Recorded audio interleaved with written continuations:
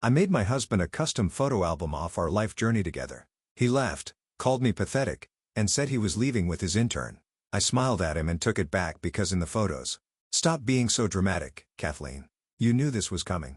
My husband Tom's words cut through the air as he stood in our Palm Springs living room, smirking at the photo album I'd spent weeks creating. I mean, look at this. 25 years of marriage condensed into a pathetic little book? Really? I watched silently as he flipped through the pages, carelessly bending the corners I'd so carefully arranged. Each photo represented a milestone in our life together. Our wedding day, the purchase of our first home, holidays, and family gatherings. What Tom didn't know was that between those memories lay something far more valuable than sentiment. Well, since we're being honest, he continued, closing the album with a dismissive snap, I've been seeing Jessica from the office for the past 8 months.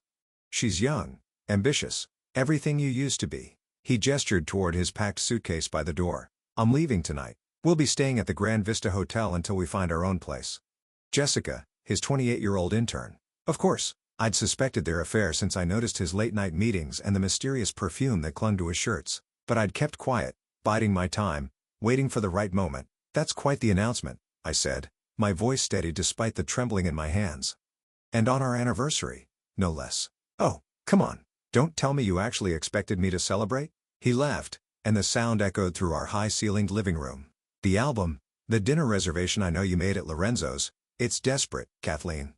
You're desperate. I rose from the couch, smoothing my dress. The emerald green one he'd always said made me look old. Walking over to where he stood, I reached for the photo album. You're right about one thing, Tom. This evening isn't going as planned. His eyebrows rose as I pulled the album from his grasp. What are you doing? Taking back what's mine, I replied, a small smile playing at my lips. After all, you won't be needing these memories anymore.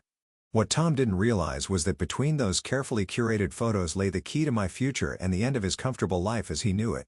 I'd known about Tom's affair for months, but that wasn't what had kept me up at night. 1 week ago, I'd received news that would change everything.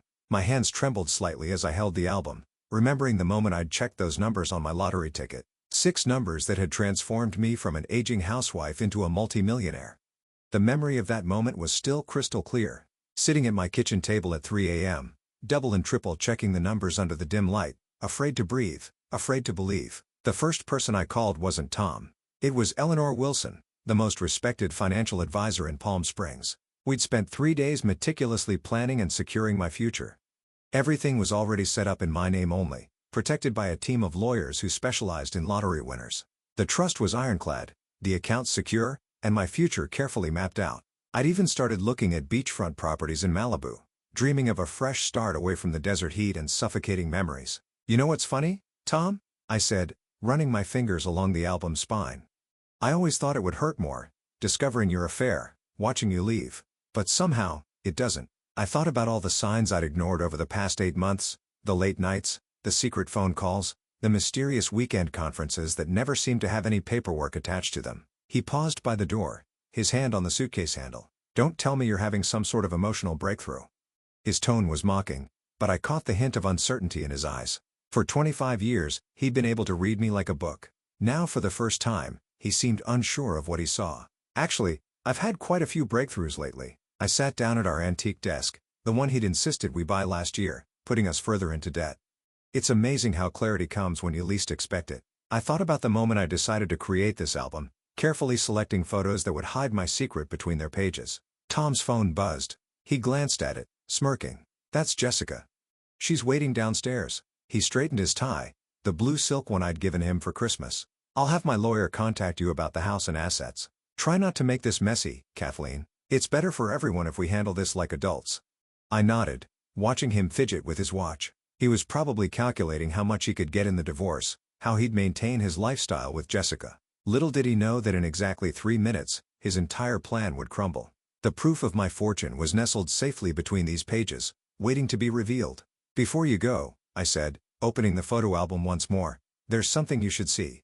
I carefully extracted a document from between the pages of our Hawaiian vacation photos. The last trip we'd taken together. Though Tom had spent most of it texting Jessica while pretending to answer work emails. The paper was crisp, official looking. I held it delicately between my fingers, watching Tom's expression shift from impatience to curiosity. What's that? Another marriage counseling brochure? He let out a dry laugh. I think we're past that point, don't you? Actually, I replied, standing up straight, channeling the confidence that had been growing inside me since last week's discovery. It's something much more interesting. You see, while you were busy planning your new life with Jessica, I was busy too. I unfolded the document slowly, deliberately. The California State Lottery Commission letterhead gleamed under our living room lights. Tom's eyes narrowed as he tried to read it from where he stood. "What are you playing at, Kathleen?" His voice had lost its mocking edge. 7 days ago, I won the lottery, Tom. $98 million to be exact. After taxes, it comes to a little over $60 million. I watched the color drain from his face. The funny thing is, according to California law, lottery winnings acquired before divorce proceedings began are considered separate property. His suitcase hit the floor with a thud. "You're lying," he whispered, but his eyes were fixed on the official seal, the verification codes, the amount spelled out in bold black letters. "I'm not. I've already met with financial advisors, lawyers, and investment specialists. Everything's been processed and secured. The money's mine, Tom.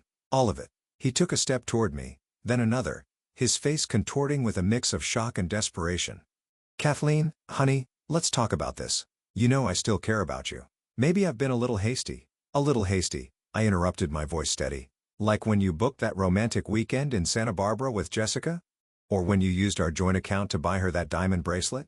His phone buzzed again insistently. Jessica was still waiting downstairs, probably wondering what was taking so long. The irony wasn't lost on me. She was about to get a very different version of Tom than the one she'd been expecting. "You can't do this to me," he said, his voice cracking. "We're married. I have rights." I smiled, feeling lighter than I had in years. "Actually, Tom, I can. And I am. Jessica's waiting for you. You shouldn't keep her waiting.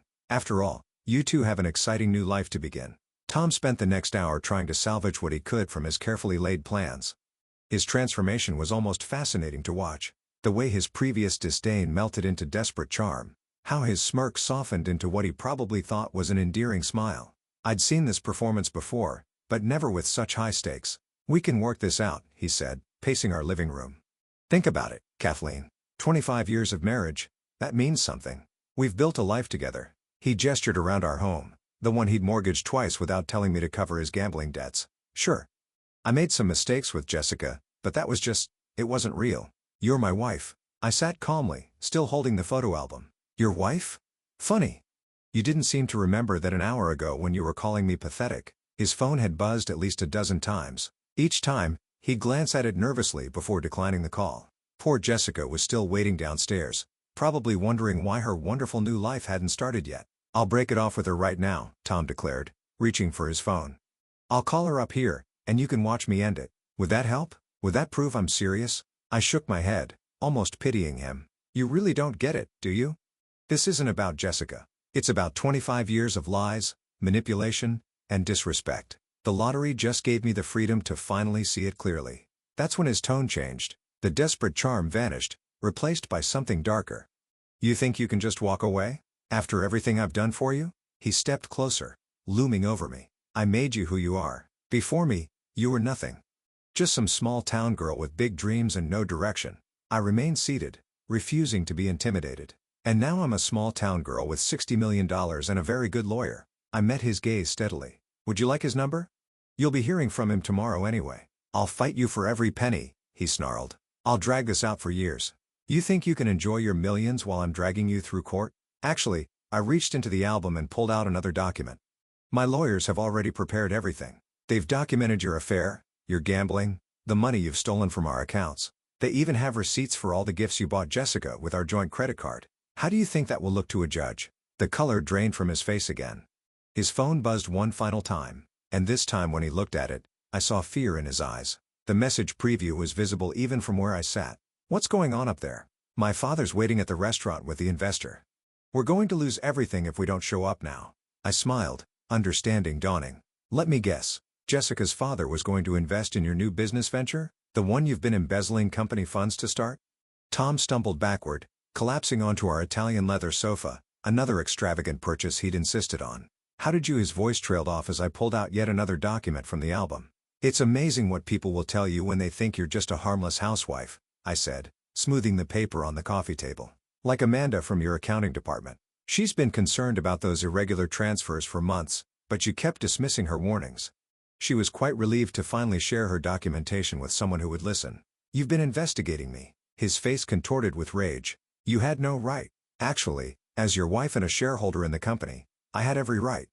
The board of directors thought so too when my lawyers presented the evidence last week. I paused, letting the implications sink in. "They're meeting tomorrow morning to discuss your position, though I suspect that discussion will be quite brief." His phone buzzed again. This time he answered it, hands shaking. "Jessica, I can't make it. Something's come up." He winced, holding the phone away from his ear as angry accusations poured out. Finally, he hung up looking deflated. "You've ruined everything," he whispered. "No, Tom. You did that all by yourself." I just refused to play along anymore. I stood up, walking to our floor-to-ceiling windows that overlooked the city lights. "You know what the funny thing is? If you'd just been honest, if you'd asked for a divorce like a decent human being, I probably would have shared some of the lottery money with you. Not half, but enough. And now you get nothing." I turned back to face him. "Well, not exactly nothing. You get to keep all the consequences of your choices. The board will be pressing charges for the embezzlement, by the way. They're particularly interested in those offshore accounts you thought nobody would find." Tom's face went from red to pale and back again. He lunged for the photo album, probably hoping to find more documents he could destroy. But I'd already removed everything important. What remained were just photos, memories of a life that no longer existed. "You calculated, manipulative." He cut himself off, apparently realizing the irony of his accusation. "I learned from the best," I replied calmly. "Though I have to thank Jessica too. If she hadn't been so eager to brag about your plans together at her yoga class, I might not have discovered the embezzlement so quickly." Her friend Olivia was very chatty after a few glasses of wine. The truth was finally dawning on him. Every careful plan he'd made, every scheme he'd constructed was crumbling. He wasn't just losing his comfortable life with me or his future with Jessica. He was losing everything. "The police will be here soon," I added, checking my watch. "Amanda filed the official report this afternoon. I'd suggest using this time to call a lawyer, a criminal defense one. You're going to need it." A sharp knock at the door made Tom jump. His eyes darted around the room like a trapped animal's, searching for an escape route. Our penthouse was on the 15th floor. There wasn't one. "That'll be Detective Harrison," I said, walking calmly to answer it. "He's been very interested in those offshore accounts." "Wait." Tom grabbed my arm, his fingers digging in painfully. "We can work something out. I'll sign whatever you want. Divorce papers? A confession about the affair? Anything. Just don't do this." I looked down at his hand on my arm, then back at his face. "Remove your hand, Tom." Now. The knot came again, more insistent this time. Tom released me, stepping back. "You don't understand. There are other people involved. Powerful people. If this gets out, I know all about your powerful people," I replied, straightening my sleeve. "Like Michael Anderson, who's been helping you hide money through his shell companies. He rolled over on you 3 days ago. Turns out he's more afraid of federal prosecution than he is of you." Tom's face went ashen. "That's impossible. Michael would never." "He did. Right after the FBI showed him proof that you were planning to pin everything on him." I smiled slightly. "Your text messages were very enlightening. You really should have been more careful with your phone password. 1234 isn't exactly Fort Knox." The knocking had become pounding. "Mr. Thomas Wilson." Police opened the door. Tom made one last desperate attempt. "Think about what this will do to your reputation. Everyone will know you sent your husband to prison. Is that what you want? To be known as the vindictive wife who exposed a criminal?" I interrupted. "Who helped uncover millions in corporate fraud? Who protected innocent investors from a scam artist? Yes, I'm comfortable with that reputation." I opened the door to reveal Detective Harrison and 2 uniformed officers. "He's all yours, Detective. I believe you'll find his phone particularly interesting." He was just about to delete some incriminating messages. Tom's face contorted with rage as the officers approached him. "You planned this whole thing. The photo album, the anniversary dinner, it was all a setup." "Actually, the lottery win was pure luck," I said, watching as they handcuffed him. "But everything else?" "Yes. I planned it carefully. Consider it 25 years of investment finally paying off." As they led him toward the door, he turned back one last time. "What about Jessica? Are you going to ruin her life too?" "Jessica made her own choices," I replied. "But don't worry, she's already received copies of your texts with Michael Anderson, including the ones where you called her a useful idiot who would take the fall if anything went wrong. I imagine she's rather busy right now, probably talking to her own lawyer." I watched as they escorted him out. His shoulders slumped in defeat. The photo album still lay on the coffee table, filled with memories of a life that had been built on lies. But I didn't need those memories anymore. I had something better. A future of my own making.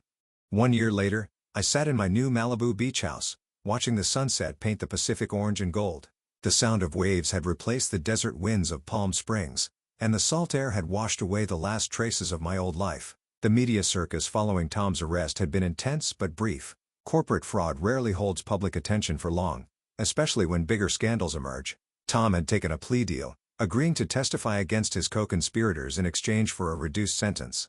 8 years instead of 20. Jessica had fled to Arizona after the scandal broke. Her dreams of being a wealthy executive's wife shattered. I picked up the morning's paper, another article about the case, this time praising the whistleblowers who'd exposed the fraud. My name was mentioned along with Amanda from accounting as key figures in uncovering the scheme. But that wasn't the story that interested me. Instead, I focused on the business section where my new charitable foundation was featured.